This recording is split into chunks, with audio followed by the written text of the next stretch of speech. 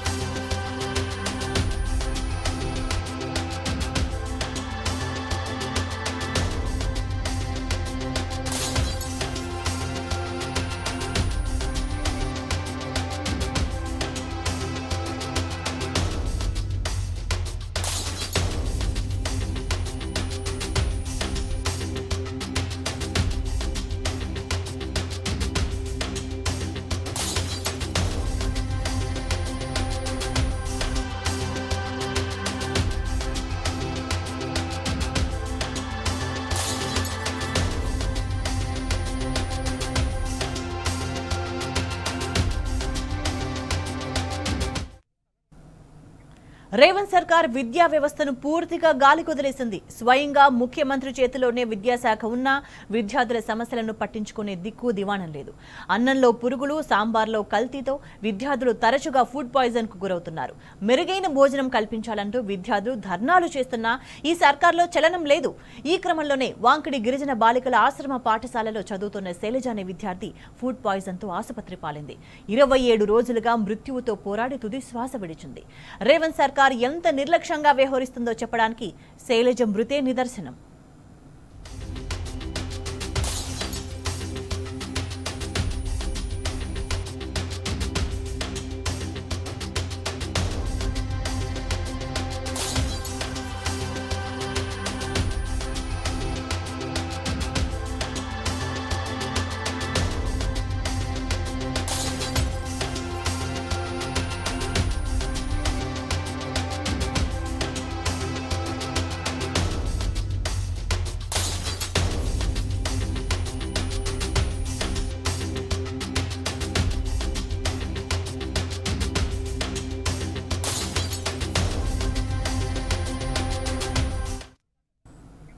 శైలజ స్వస్థలం కుమరంభీం ఆసిఫాబాద్ జిల్లాలోని దాబా గ్రామం. ఆమె మృతితో గ్రామంలో విషాద ఛాయలు అలుముకున్నాయి.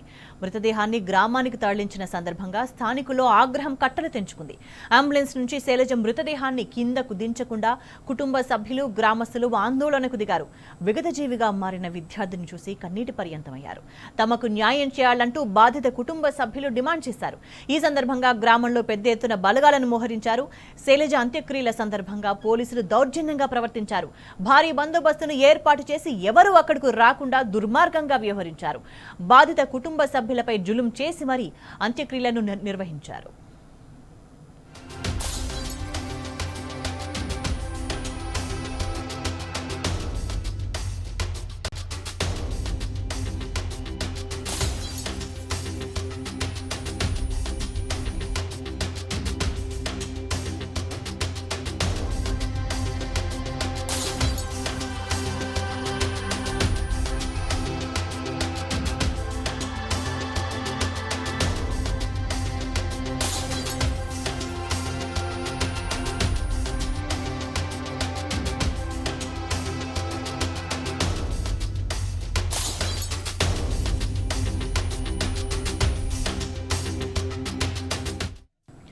శైలజ స్వస్థలం కుమరంబి ఆసిఫాబాద్ జిల్లా దాబా గ్రామంలో పోలీసులను భారీగా మోహరించారు.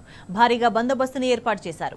విలేజ్ ఎంట్రీ పాయింట్ దగ్గరే పికెటింగ్ ఏర్పాటు చేసి మీడియాను ఇతరులను లోపలికి అనుమతించట్లేదు. ఈ క్రమంలోనే బాధిత కుటుంబాన్ని పరామర్శించేందుకు వెళుతున్న బీఆర్ఎస్ ఎమ్మెల్యే కోవాలక్ష్మిని పోలీసులు అడ్డుకున్నారు. దీంతో ఎమ్మెల్యే కోవాలక్ష్మి పోలీసులకు మధ్య వాగ్వాదం జరిగింది.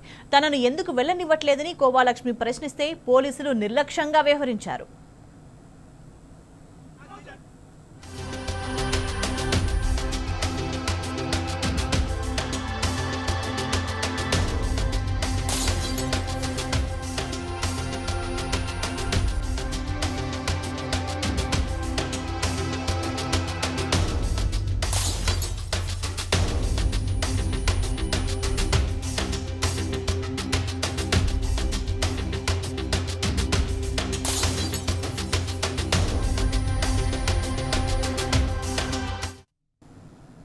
గిరిజన విద్యార్థి సంఘాల ఆందోళనతో దాబా గ్రామం హోరెత్తింది.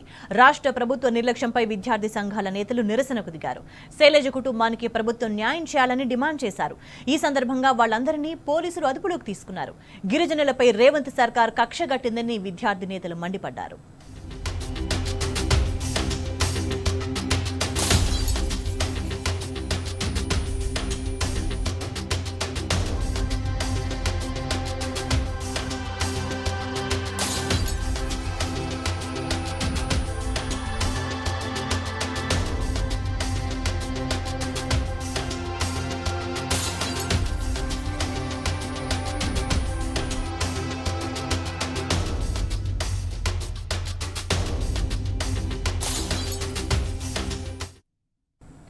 గురుకుల విద్యార్థిని శైలజ మృతి పట్ల బీఆర్ఎస్ వర్కింగ్ ప్రెసిడెంట్ కేటీఆర్ తీవ్ర విచారం వ్యక్తం చేశారు. శైలజ మృతికి రాష్ట్ర ప్రభుత్వమే కారణమని కేటీఆర్ మండిపడ్డారు. విద్యార్థులు తల్లిదండ్రులు ధైర్యంగా ఉండాలని భరోసా ఇచ్చారు. విద్యార్థులు ఎవరైనా అనారోగ్యం పాలైతే తమను సంప్రదించాలని సూచించారు. ప్రైవేటు ఆసుపత్రిలోనైనా చికిత్స చేయించి కాపాడుకుంటామని హామీ ఇచ్చారు కేటీఆర్.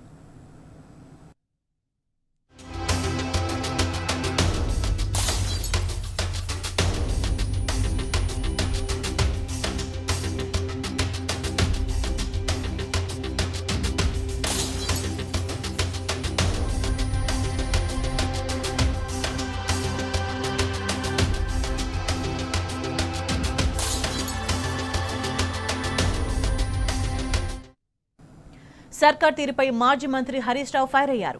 బాధిత కుటుంబాన్ని పరామర్శించేందుకు వెళుతున్న ఎమ్మెల్యే కోవాలక్ష్మి ఇతర ప్రజాప్రతినిధులను అడ్డుకోవడం సిగ్గుచేటంటూ మండిపడ్డారు. తల్లిదండ్రుల ఆవేదనను ప్రపంచానికి చూపేందుకు వెళుతున్న మీడియాను సైతం గ్రామానికి 10 కిలోమీటర్ల దూరంలో బ్యారికేడ్లు వేసి అడ్డుకోవడం అప్రజాస్వామికమన్నారు. ఇది మీడియా స్వేచ్ఛను హరించడమేనని నిప్పులు చెరిగారు. విద్యార్థిని ప్రాణాలు కోల్పోవడం ముమ్మాటికి ప్రభుత్వ నిర్లక్ష్యమే అన్నారు. జాతీయ రాజ్యాంగ దినోత్సవం రోజున ఆ రాజ్యాంగ విలువలను కాంగ్రెస్ ప్రభుత్వం కాలరాసిందని మండిపడ్డారు. ప్రశ్నిస్తే కేసులు, గొంతెత్తితే దాడులు, ప్రజా ప్రతినిధుల హౌస్ అరెస్టులు, మీడియాపై కఠిన ఆంక్షలు, ఇదేమి రాజ్యం అంటూ రేవంత్ సర్కార్ను హరీష్ రావు నిలదీశారు.